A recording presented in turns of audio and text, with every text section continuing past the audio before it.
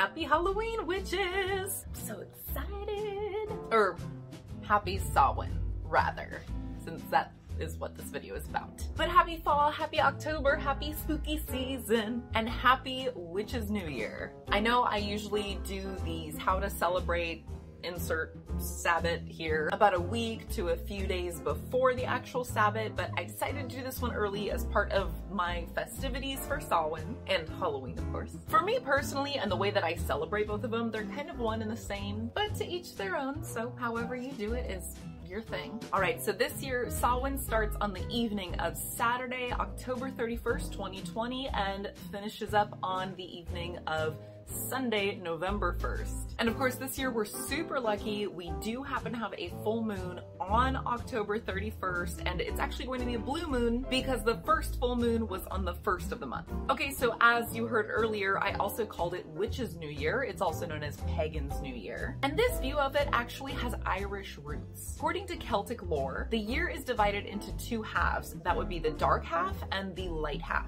So of course, the light half is going to be where the days are longer, much longer than the nights, and the dark half is going to be, you know, winter time when the nights are much longer than the days. The name Samhain actually translates to summer's end, and it marks the beginning of that dark half. So that is why it is Witches New Year. Samhain is also the third and final harvest festival of the year. We know that moving forward into the winter, crops are going to start dying off. And this is one of the reasons why we honor death on this occasion. The other reason for this is because unlike the other sabbats, which each honor different deities kind of depending on the region and which ancient civilization you're looking at, Samhain, as far as we know, did not honor any particular god or goddess. The Celts instead honored all spirits and non-human forces and entities. On this particular occasion, I'm sure even non-pagans know that it is viewed that this is the time of year, the one night of year where the veil between worlds is at its thinnest. So between that, it being the easiest time for spirit communication, and of course,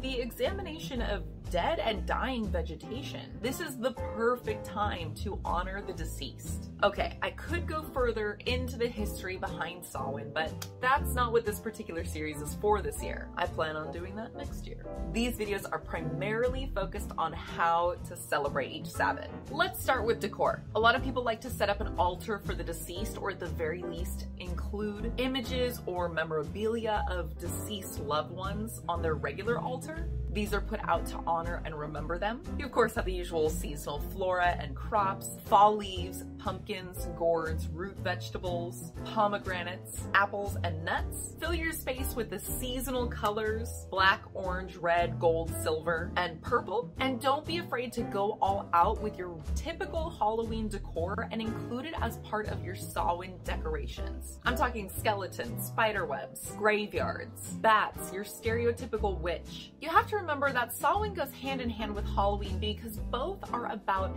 facing your fears, and they're also about looking at the very end of the cycle of life. We acknowledge death. We accept death because that is just a natural part of the cycle. Some great activities, again, very typical of what you would do on Halloween. Carve a jack-o'-lantern, and you don't just have to use a pumpkin. You could go very old school and carve a turnip. You could host a dumb supper, which is where you invite deceased loved ones to sit at your table and dine with you. You set a place for them, serve them food, and then everybody living around the table remains silent in honor of them. Drink mulled wine, apple cider, mead. Light a 7-day candle in your window. This helps to guide the recently deceased to the spirit world. Along with your ancestor altar or on your regular altar, you could put out offerings to your ancestors and to your deceased loved ones. You can make a besom, bake soul cakes, or an apple or pumpkin pie, or all of the above, because we all know it is sugar time.